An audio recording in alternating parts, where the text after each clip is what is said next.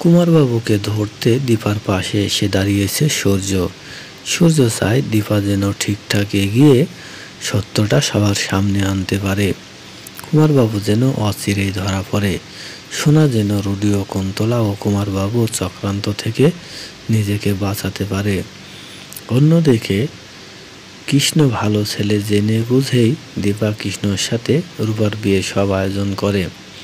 অন্যদিকে কুন্তলা সোনাকে শাসাতে থাকে যে এই বাড়ির কোনো কথা যেন সেনগুপ্ত পরিবারের কেউ না জানে। সোনা যেন কাউকে কিছু না বলে। সবটা সোনাকে ভয় দেখিয়ে সতর্ক করে দেয় কুন্তলা। অন্যথায় কুন্তলা এত খারাপ হবে যে সোনা হারে হারে টের পাবে। কুন্তলার কথা মতো সোনা রাজি হয়ে যায়। সোনা বলে, আপনি যা বলবেন আমি তাই করব। তারপরে কুন্তলা কুমারবাবুকে সতর্ক করে বলে সে যেন ঘর থেকে বের না হয়। কুন্তলা কুমার যতক্ষণ না বলে ততক্ষণ কুমারবাবু যেন ঘরের মধ্যেই থাকে। কুন্তলা কুমার এভাবে কুমারবাবুকে সতর্ক করতে থাকে। কিন্তু ঠিক তখনই যখন সূর্যের বাবা, সূর্যের কাকিয়া তাদের বাড়িতে চলে আসে, তখন সে শব্দ শুনতে পায় কুমারবাবু, এবং কুমারবাবু বলে, আমাকে একাই এখান থেকে বের হতে হবে। অন্যদিকে কৃষ্ণর বাবা সূর্যের কাকিয়া ও বাবাকে বরণ করে নেয়। কৃষ্ণ এসে তাদেরকে প্রণাম করে। তারপরে কুন্তলা কুমার সেখানে এসে কৃষ্ণর বিয়েতে সেনগুপ্ত বাড়িতে না যাওয়ার জন্য নানান তালবাহানা করতে থাকে। কিন্তু দীপা সূর্যের বাবাকে যে বুদ্ধি শিখিয়ে দিয়েছে সে বুদ্ধিতে কুন্তলা কুমার ধরাশয়ী হয়ে সেনগুপ্ত বাড়িতে যেতে রাজি হয়ে যায়। অন্যদিকে সেনগুপ্ত বাড়িতে চলতে থাকে ধুমধাম আয়োজন।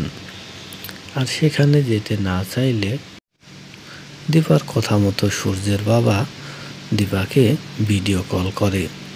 আর সে ভিডিও কলটি সূর্যের বাবা কুন্তলা কুমারকে ধরিয়ে দিয়ে দীপার সাথে কথা বলতে বলে।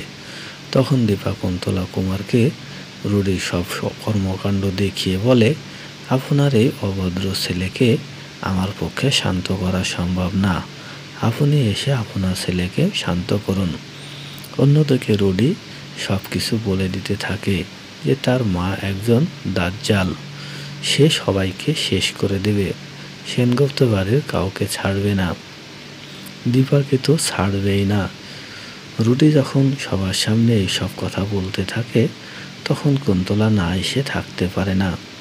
তখন কুন্তলা সেনগুপ্ত বাড়িতে আসার জন্য রাজি হয়ে যায়। আর এই সুযোগেই দীপা চায় যে সে হাতে নাতে কুমারবাবুকে ধরে ফেলবে। তাই দীপা তার প্ল্যান মোতাবেক আগাতে থাকে। অন্যদিকে রুডি দীপাকে বলে, কে আসবে, আমি কাউকে আসতে দেব না। অন্যদিকে কুন্তলা যখন কুমারবাবুকে আবারও সতর্ক করতে যাবে তখন কৃষ্ণ বলে, আপনি কি গুরুদেবের কাছে যাচ্ছেন? আমিও গুরুদেবের কাছে প্রণাম করতে যাব, আশীর্বাদ নিতে যাব।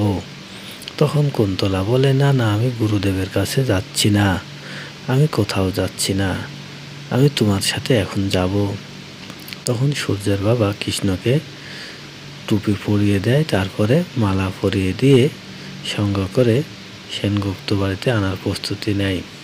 তখন কুমারবাবু সবটা বুঝতে পেরে ভাবে যে কুমারবাবুকে তাহলে একাই এ বাড়ি থেকে বের হতে হবে। কেননা বাড়িতে যেহেতু সূর্যর বাবারা কুন্তলা কুমারকে নিতে এসেছে, তাই কুমারবাবু ভাবতে থাকে তাকে একাই কিছু একটা করতে হবে, এ বাড়ি থেকে বের হতে হবে। অন্যদিকে রুডিকে সামলানোর জন্য সূর্যসহ সবাই চেষ্টা করে। তখন রুডি সূর্যকে সম্মান দেখায়। তখন কুন্তলা এসে রুডির গালে একটা চড় মেরে দেয়, দিয়ে বলে, তুমি এগুলো সবার সামনে কি বলছো? তারপরে রুডিকে নিয়ে কুন্তলা কুমার চলে যেতে চাইলে রুডি কিছুতেই এ বাড়ি থেকে যেতে চায় না। বাধ্য হয়ে কুন্তলা কুমার সেখানেই থাকে। অন্যদিকে কুমারবাবু ভাবতে থাকে সে একা একা কিভাবে এ বাড়ি থেকে বের হবে। তাকে যদি দীপা ধরে ফেলে তখন কি হবে? অন্যদিকে কুন্তলা কুমারকে বিয়ের আনন্দে মেতে দিয়ে দীপার মতো করে একজনকে সাজিয়ে রেখে দেয়। অন্যদিকে উর্মির মা ভালো ভালো খাবার দেখে তা খাওয়ার জন্য ছটপট করতে থাকে। উর্মির মা সবসময় খাবার নিয়েই ব্যস্ত থাকে। অন্যদিকে রূপা সবসময় সোনার কথাই ভাবতে থাকে, কিন্তু সোনা রূপাকে বলে, আমার জীবনটা তোমার আর মায়ের জন্য নষ্ট হয়ে গিয়েছে। আমি ভালো নেই। আমি যেহেতু ভালো নেই, তুমিও ভালো থাকতে পারবে না রূপা। অন্যদিকে বিয়ের এই ইমেজের মধ্যেই কুন্তলা কুমারকে রেখে কুমারবাবুর ঘরে পৌঁছে গিয়েছে দীপা।